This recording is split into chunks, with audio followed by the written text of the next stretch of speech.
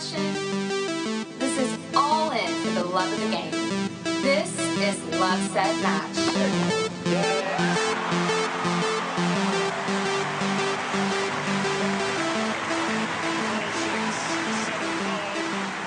I mean, Andre Agassi had this quote, you don't have to be better than everyone else in the draw when you go out on the court. Like, you have to be better than someone that's across the net. I think you got to stay active in a sport sense, go out there, do some sports. I think it always makes you feel better. Maybe you're more tired in the very moment, but actually the rest of the day feels better. And then I think giving back as well, making other people happy is going to give you a good feeling too. Welcome to Tennis Pal Chronicles, the podcast to feed your passion for all things tennis. I'm your host, Philip Kim, also known as Coach PK, the tennis pro for the Langham Huntington Hotel in sunny Southern California. Tennis Pal Chronicles is sponsored by Tennis Pal, the best app to find people to play tennis with. Visit tennispal.com to download the app today. My co-host Valerie has been struggling with COVID lately and would really appreciate your prayers and support as she makes her way back to full recovery. Miss her so much and wish her the best. So I'm going to carry on without her, and today I am excited to share an audio interview I received from the USTA featuring pro tennis player Christina McHale. Most of you know Christina is a U.S. player born in New Jersey who has ranked as high as number 24 in singles in the world and number 35 in doubles, and has reached the third round of all 4 major Grand Slams. She's known for her aggressive, booming ground strokes and great footwork. What you may not know is that her mother was born and raised in Cuba, and that Christina speaks Spanish as well as a little bit of Mandarin. Miss McHale moved to China as her father was assigned there for a job, and her sister were introduced to 1 hour a day of Mandarin school as children. So you can often see her talking to Chinese players in their language on tour, and she says she loves practicing her language skills with them.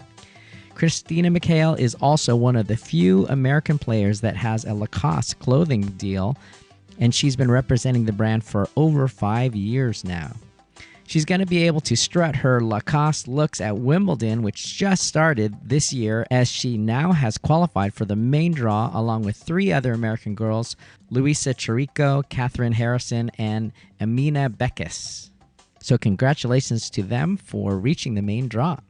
If she makes it through her first round match, she has the potential to play Serena Williams in the second round, and that could be a juicy match. Although Christina has never won against Serena, she is one of the few young Americans that has taken a set off the GOAT and seems to give Serena a bit of a bother every time they play. So I'll be watching that one for sure. In this interview I'm playing for you with Christina McHale, she talks about playing tennis as a child and what her focus was as she was learning how to win, and what role her parents have in the game of upcoming tennis players, which I find fascinating as a coach. I have re-recorded the low-quality audio questions for clarity's sake, and I hope you really enjoy hearing her thoughts as much as I did.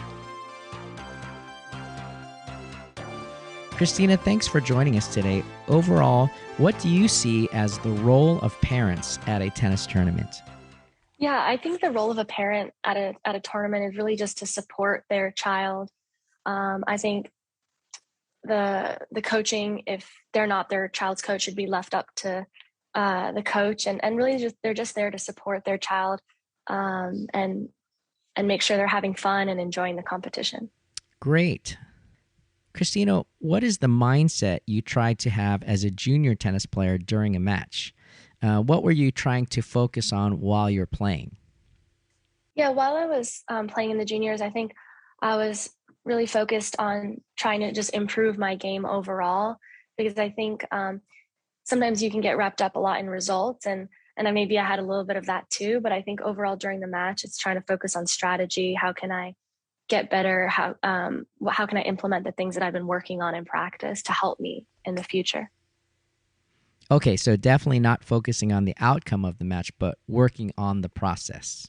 Exactly, yeah. I focused on definitely a lot on the process. Christina, what are some of the issues you feel come up with parents and family members watching matches?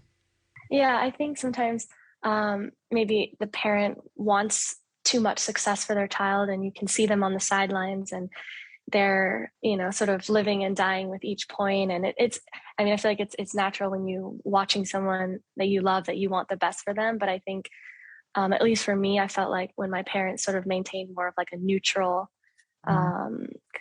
composure attitude, I felt like that just allowed me to focus more on my tennis and not be so worried about the outcome. And were there things that parents have to pay attention to before a match? I mean, what sort of tips would you give the parents to prepare before and during a match?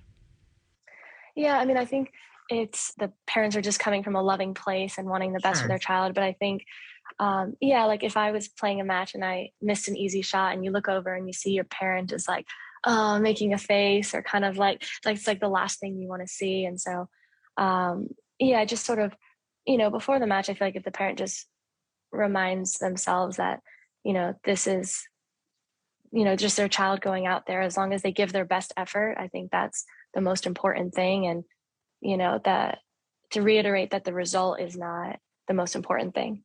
In the long run, you're going to help your child play so much better and develop better if they're not worried about, if they come off the court, what is their parent going to think? Yeah. How important is mental health for tennis players? Yeah, I think it's so important. And I think it's definitely gaining more traction right now, and people are realizing how important it is. But I also think, like maybe the parent can ask their child ahead of time, like what sort of phrases they like to hear during matches. And then that way they know what words or what encouraging words they like to hear. Because sometimes, even though you're just saying one thing, like there's certain things that I don't like to hear during a match that my support team might not know unless I tell them. Yeah. Would you mind giving us a phrase or two that works for you? Just like simple things for me, like, I'm just sort of like, come on, Chris. Or I was to say one thing I didn't like was maybe my dad sometimes would say like, right now, Chris, like, and I would just be like, I felt that would put more pressure on me. Right now, it has to be right now. He didn't realize he was doing it, but that was one thing that I had to speak to them about. And obviously they're wanting to help and not say anything that I in the moment might not like. Right. So how do you motivate yourself to improve your game? I definitely think just from a young age, I'm a very competitive person. And so it's kind of was just naturally in me. But I think when I take breaks too, I think that helps me refresh and stay motivated, rather than periods when I just try and go.